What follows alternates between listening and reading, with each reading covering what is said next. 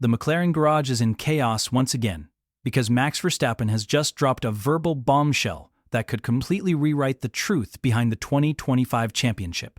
According to the reigning king of Formula One, Oscar Piastri didn't just lose a title, he was sabotaged by his own team. Max Verstappen isn't just criticizing McLaren's decisions, he's questioning the very soul of Oscar Piastri's championship campaign. And when a four-time world champion openly says a rival sold his soul to his team, that's not banter. That's an accusation that could shape McLaren's future heading into 2026. So, if you want to understand what really happened behind closed doors and why this matters more than ever, make sure you subscribe now, because this story is far from over.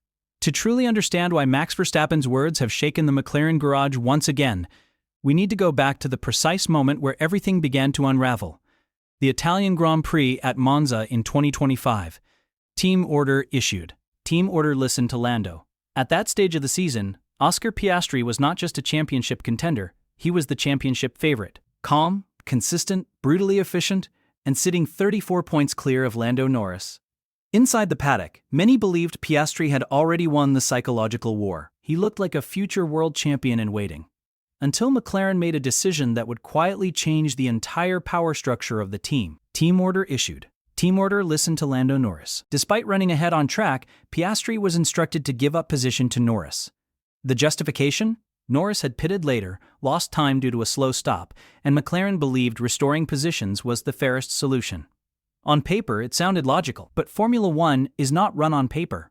It's run on momentum, authority, and internal hierarchy. Piastri hesitated. He questioned the order, and then he complied. That single radio message is what Verstappen now points to as the turning point of the 2025 season. Because in his eyes, that wasn't teamwork, it was submission. If you do that once, Verstappen said, you sell your soul. This is classic Verstappen thinking. In his world, a driver is never just racing the opposition. He is also racing his own team. The moment a team realizes you will sacrifice your own championship position for internal harmony, they gain leverage.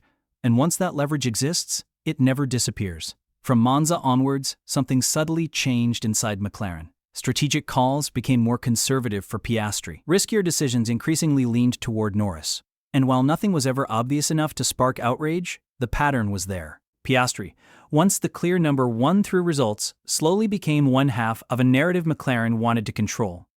And this is where Verstappen's accusation of betrayal becomes so dangerous. Because it isn't about one team order, it's about what that order represented.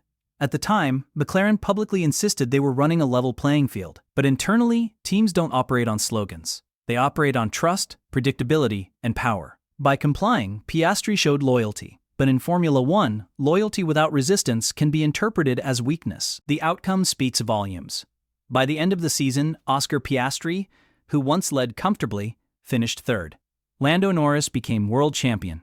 And Max Verstappen, driving a Red Bull in turmoil, missing a team principal and starting from 104 points behind, came within 2 points of completing one of the greatest comeback titles in Formula One history. 2 points. That's why Verstappen insists the championship would have been decided much earlier if he had been driving the McLaren. Not because he believes the car was faster, but because he believes he would never have allowed the team to dictate his destiny. Naturally, Norris pushed back. He dismissed Verstappen's comments as uninformed, accused him of misunderstanding McLaren's internal dynamics, and suggested that Red Bull's aggressive culture clouds his judgment.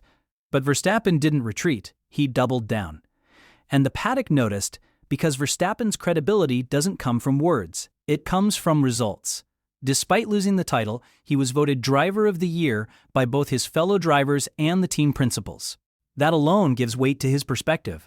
When someone like that says a championship contender was undermined by his own team, people listen. And then there's the context of Verstappen's own season. Red Bull was in crisis. Christian Horner was dismissed after the British Grand Prix. The team was unstable, and yet Verstappen thrived. He clawed back points not through cooperation, but through confrontation. Through refusing to accept limitations, internal or external. That contrast is impossible to ignore. Now, as Formula One prepares for the 2026 regulation reset, this story takes on a whole new significance. New engines, new chassis, and potentially a complete reshuffling of the competitive order. For McLaren, the question isn't just about performance. It's about leadership clarity. Oscar Piastri enters 2026 with unfinished business. Talent has never been the issue. But after 2025, one question lingers inside the paddock. Will he still play the obedient soldier, or will he take back control of his narrative? Because Verstappen's message is clear. In Formula One, championships are not only won on track, they are won in moments where a driver decides whether to obey or to fight back. And McLaren now knows exactly what happens when that choice is made. So here's the real question. As Formula One enters a brand new era in 2026, will Oscar Piastri fight back and reclaim his authority inside McLaren? Or has the damage already been done? And if Verstappen is right, who will dare say no next time? Let me know your thoughts in the comments. And don't forget to subscribe so you won't miss any of our latest videos. Our winner, Oscar Piastri. Well done to Oscar Piastri on his 5th podium of the year. Kill it. As Formula One marches toward the 2026 regulation reset, the implications of this saga grow far bigger than a single season or a single team order.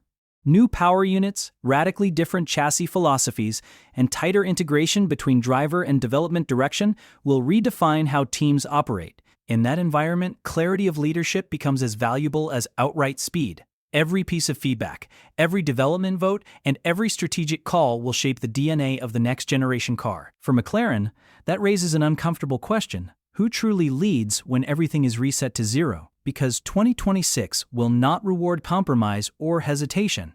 It will reward conviction. A team cannot build a title-winning car if it does not know whose instincts it trusts most when the pressure peaks. Oscar Piastri enters this new era with unfinished business and something to prove. His talent has never been in doubt, but championships are not won by talent alone. They are won by drivers who define the direction of the team, who push back when necessary, and who make it clear that their ambitions come first. If Piastri remains passive, McLaren risks repeating the same internal ambiguity that quietly derailed 2025. But if he asserts himself, the balance of power could shift overnight. That is why Verstappen's words sting so deeply. They are not an attack on Piastri's ability. They are a warning about what Formula One ultimately demands. In this sport, the difference between a champion and a nearly man is often decided not in overtakes or lap times, but in the moments when a driver chooses whether to comply or to resist.